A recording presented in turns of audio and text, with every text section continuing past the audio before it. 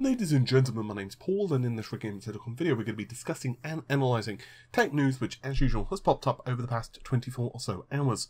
We're going to be starting things out with Intel, because the company have released its own internal benchmarks pitting the Xeon lineup of processors against AMD's Epyc. This is very interesting, not only from the standpoint of the performance numbers, but also how Intel are definitely taking AMD's processor lineup extremely seriously, so we'll get into that in just a moment. And then we'll finish the video with RISC-V, which is a brand new instruction set which is customizable and free for anyone to use. And despite the fact that the ICE are only being a few years old, major companies such as Western Digital and Nvidia are starting to jump on to the technical bandwagon. I'm here with a quick message from this video sponsor, ICO backers. Cryptocurrency has been a very hot topic of late, and we have an interesting new contender, CrowdWiz, which had an exciting launch on the 20th of November. CrowdWiz is like a community-run investment fund which makes use of an ICO, which lends it more security thanks to blockchain technology. CrowdWiz is a highly anticipated ICO and is off to a great start with a successful pre-launch. Unlike other investment funds, it uses the wisdom of the crowd to decide direction. If you're interested in dipping your toes into the cryptocurrency waters without worrying about learning everything there is to know about the world of cryptocurrency, CrowdWiz is here for you. They currently have investment bonuses available until December the 8th, so if you want more details you can click in the link in the video description, or you can stick around to the end of the video for more information. So something to note before we begin. First of all, they are utilising spec, which is definitely a handy tool when it comes to analysing performance in the actual specific hardware. However, it does have a couple of drawbacks. Specifically that in the real world, workloads may not function quite how spec does. And with careful tweaking, it's possible for a lot of the data to reside in the cache of the processor. And of course, in a real-world workload, this is most likely not going to be the case, particularly if you're dealing with larger workloads and or virtualization. Of course, one of the key ways that Intel are pushing their own architecture, their own processors specifically, is the fact that there is a lot more documentation and specifically performance results available for them. In other words, they feel that marketing predictability is one of the key ways that they can continue to woo over customers. Marketing towards predictability may not sound particularly exciting, especially if you're more gaming focused in your interest in technology. However, reliability and predictability in the data center is incredibly important. And Intel's data center marketing group notes that Intel have published 22 third-party auditable performance results for its 2-socket Xeon scalable servers. Now compare this to AMD, who have published just 4. That is confidence that customers can feel in Intel's products, and that is of course incredibly important for someone who is investing tens of thousands or hundreds of thousands of dollars in equipment. So let's dig a little into the performance workloads. We're going to start things out with enterprise and cloud workloads, and there are a couple which are particularly of note. You'll notice on the very far left-hand corner side of the benches, you've got 2 AMD Epyc 7601s, these are 32 cores, 2.2 GHz, and then you've also got an Intel Xeon Platinum 8160, that's 24 cores at 2.1 GHz, and finally an Intel Xeon Platinum system which is an 8180, and that's 28 cores and 2.5 GHz. Java benchmarks are typically very easy to tune, and it is rather interesting to me that here the 8160 is pretty much a wash with Epyc. Meanwhile, the other particular benchmark I find interesting would be the Node.js in the PHP runtime. Now the reason I find them interesting is, yes, technically Epyc is slower by about 5%. Of course, this is compared to the 8160. However, the price difference is really where this may be a wash, because yes, the processors are 5% slower, however, they also are around 10% cheaper. So if absolute processor performance isn't such a big deal, especially if Intel are somewhat skewing this I do suspect that in those particular situations, AMD may continue to be very competitive. When it comes to virtualization, things get a bit weird. Now, Intel do have definitely a performance advantage in terms of raw CPU throughput here. They have a 37% advantage when it comes to the Xeon Platinum 8160, once again compared to the Epyc 7601. However, there are a couple of things which we should also take into consideration.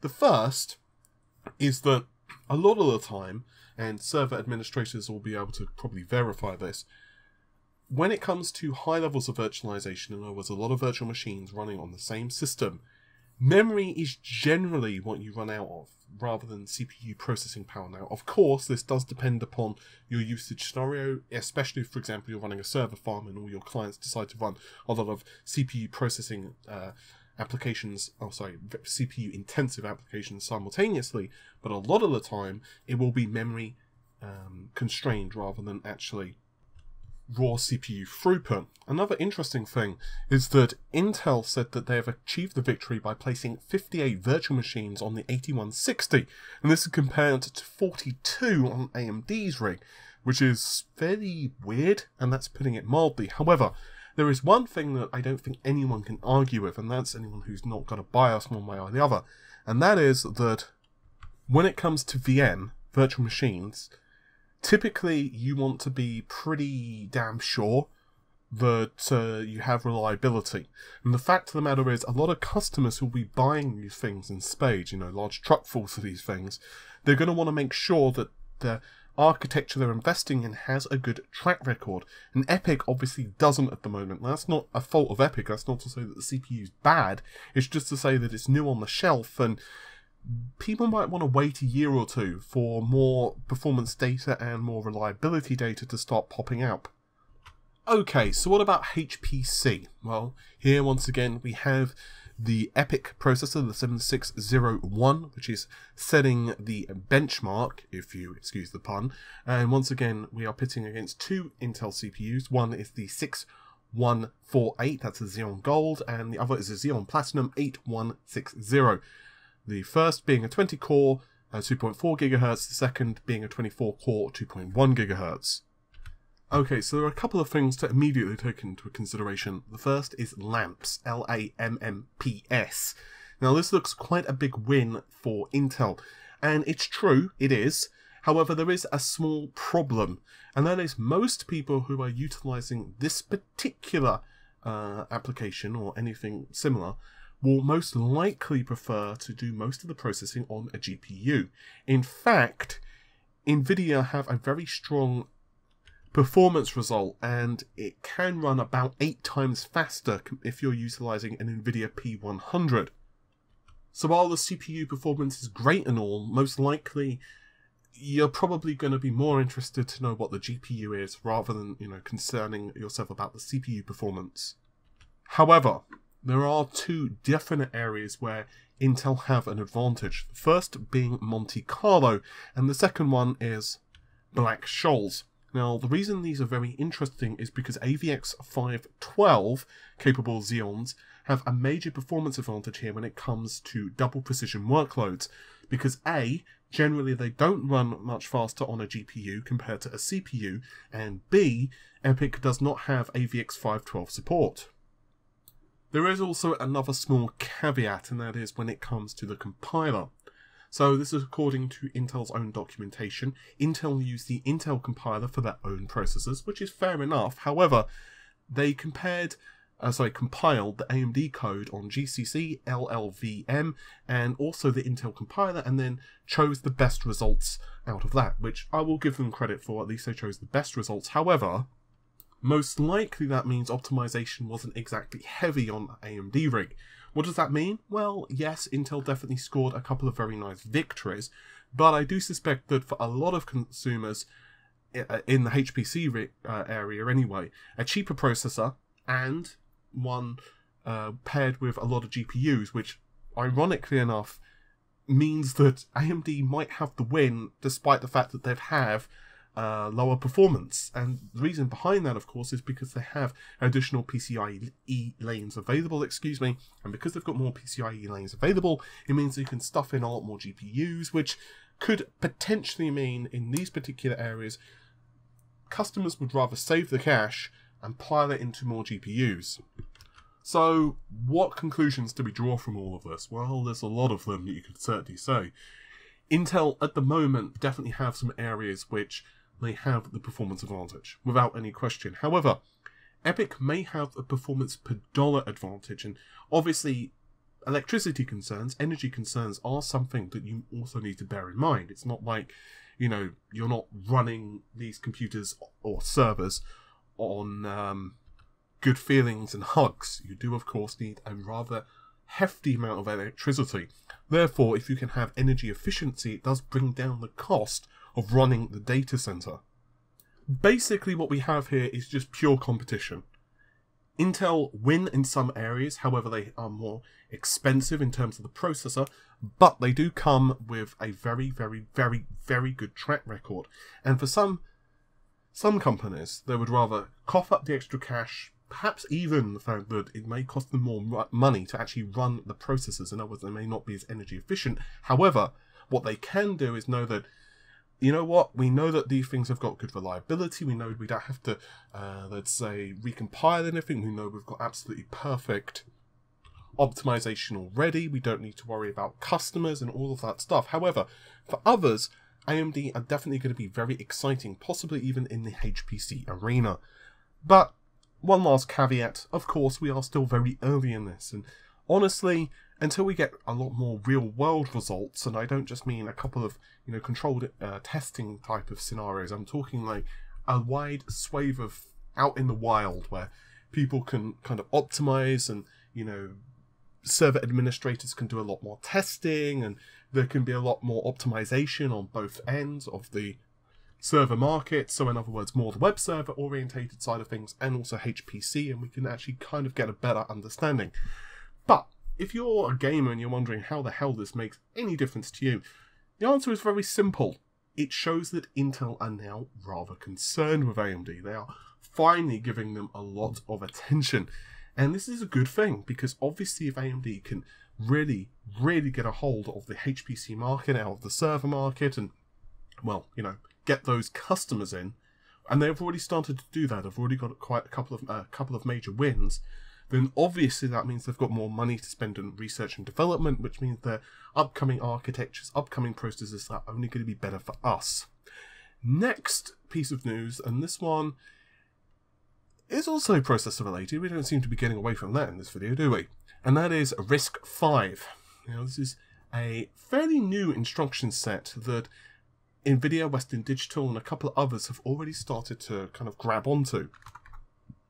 So back in 2015, the RISC-V Foundation was created. There are around 100 members of this foundation. They included Google, NVIDIA, NXP, BlueSpec, and we've even got other companies such as AMD, Qualcomm, and IBM.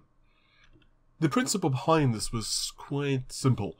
They wanted a more modern and efficient ISA, but also on top of that, they wanted one which didn't have any IP loopholes, in other words, intellectual property loopholes they had to concern themselves with.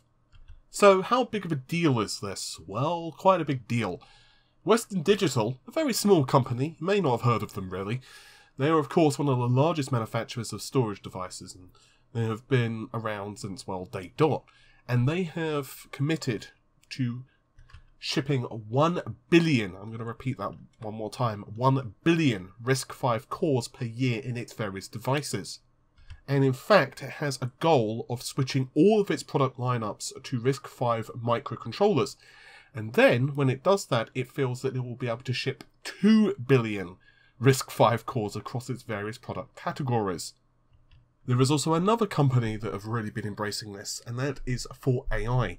Esperanto, who is quoted on saying, AI at the edge with RISC-V cores. Esperanto's goal is to make RISC-V the architecture of choice for the most demanding AI and machine learning applications which will drive computing innovation for the next decade.